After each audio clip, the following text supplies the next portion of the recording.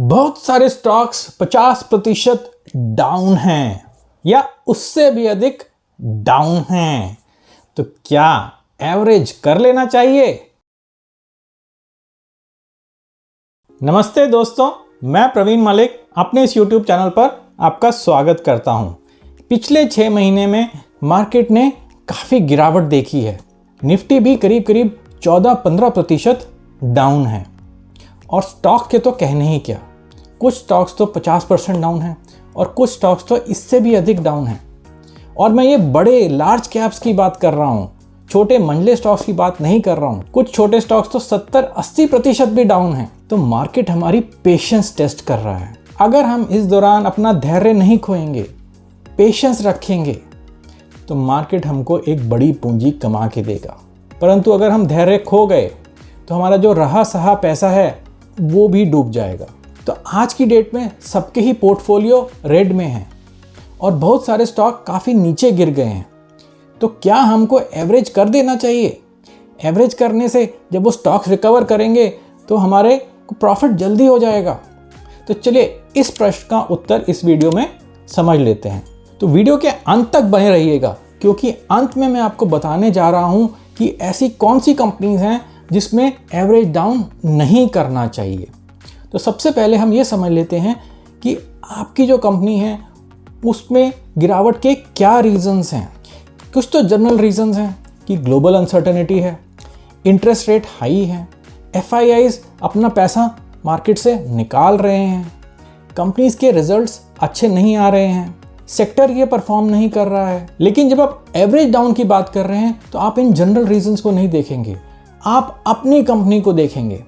सबसे पहले तो ये देखेंगे कि आपने जब वो कंपनी खरीदी थी तो क्यों खरीदी थी, मतलब स्टॉक प्राइस का परचेज किया था तो क्यों किया था, क्या रीज़न था उसके पीछे। आपने कोई फंडामेंटल एनालिसिस किया था, आपने प्रमोटर को देखा था, आपने टीवी पे सुना था। अगर आपने टीवी पे सुना था तो आपने स्पेकुलेशन करी थी और कुछ नहीं करा था। चाहे वो कितना बड़ा एक्सपर्ट हो, कितना भी बड़ा नामी गामी व्यक्ति हो, उसकी बात सुन के अगर आपने कोई स्टॉक खरीदा है तो स्पेकुलेशन करी है। अगर आप ये समझना चाहते हैं कि स्पेकुलेशन और ट्रेडिंग और इन्वेस्टमेंट में क्या अंतर है तो उसके लिए मैंने एक वीडियो बनाया हुआ है, उसका लिंक मैं ऊपर छोड़ देता हूँ। तो अगर आपने स्पेकुलेशन करी हुई है तो मैं इसके बारे में कुछ भी नहीं बोलूँगा। लेकिन अगर आपने एक प्रॉपर एनालिसिस करके ही कंपनी को खरीदा था तो उसी रीज़न को याद रखिए। अगर वो रीज़न अभी भी वैलिड है तो आप उस कंपनी में बने रह सकते हैं, एवरेज भी कर सकते हैं। अगर वो रीज़न अब वैलिड नहीं रहा है तो आप उस कंपनी से निकल जाइए। आप कुछ प्रश्नों का उत्तर करिए। क्या फंडामेंटली कंपनी में कुछ चेंज हुआ है? क्या कोई टेम्पररी बैड न्यूज़ है जिसकी वजह से स्टॉक नीचे गिर रहा है? क्या पूरा का पूरा सेक्टर ऐसा ही परफॉर्म कर रहा है, नीचे ही गिर रहा है? तो ऐसे क्वेश्चंस का आंसर करेंगे तो आपको अपनी कंपनी के बारे में अधिक पता लगेगा। उसके बाद आप देखिए कि टेक्निकल चार्ट्स क्या बोल रहे हैं। क्या टेक्निकल चार्ट्स में एक बाउंस आ रहा है, एक अपसाइड मोमेंटम दिख रहा है? अगर दिख रहा है तो उसके बाद ही आप कंपनी में इन्वेस्ट करिए। तो उसके लिए मैंने अपने YouTube चैनल पे एक पूरी ट्रेनिंग अपलोड करी हुई है। तो अगर आप मेरे YouTube पे जाएंगे, प्लेलिस्ट पे जाएंगे, तो प्लेलिस्ट में एक पूरी ट्रेनिंग है जिसका नाम है master swing trading, free swing trading course. तो आप इसको देखिए, इसमें 24 लेसन्स हैं और इन 24 लेसन में मैंने पूर्णतः समझाया हुआ है कि स्विंग ट्रेडिंग कैसे करी जाए, चार्ट को कैसे पढ़ा जाए, टेक्निकल एनालिसिस को कैसे समझा जाए।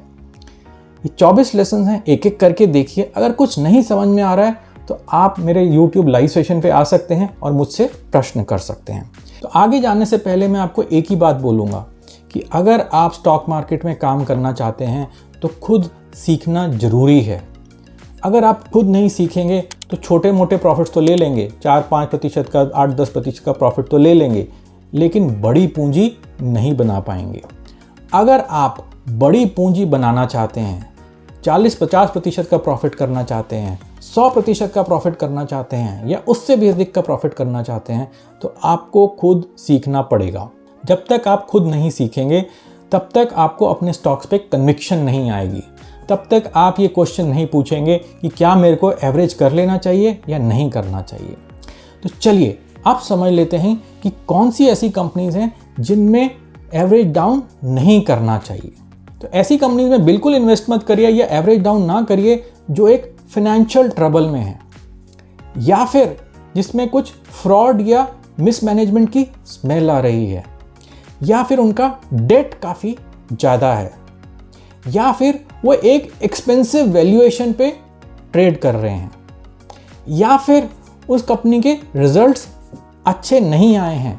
और कंपनी के रिजल्ट अच्छे ना आने से ज़्यादा इम्पॉर्टेंट है कि मैनेजमेंट की कमेंट्री अच्छी नहीं है। मैनेजमेंट बोल रही है कि आगे आने वाले समय में हम इतना अच्छा नहीं कर पाएंगे।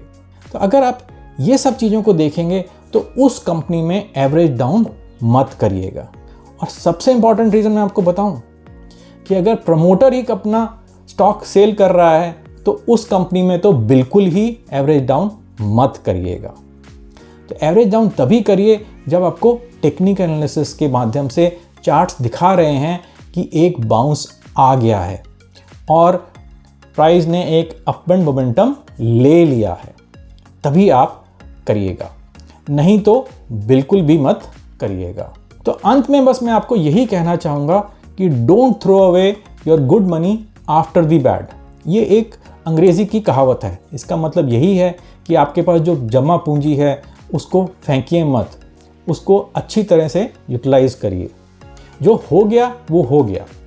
अब आप ऐसे स्टॉक का चुनाव करिए जो अच्छे स्टॉक्स हैं, फंडामेंटली साउंड स्टॉक्स हैं, जिसमें एक टेक्निकल मोमेंटम है, उन्हीं में इन्वेस्ट करिए।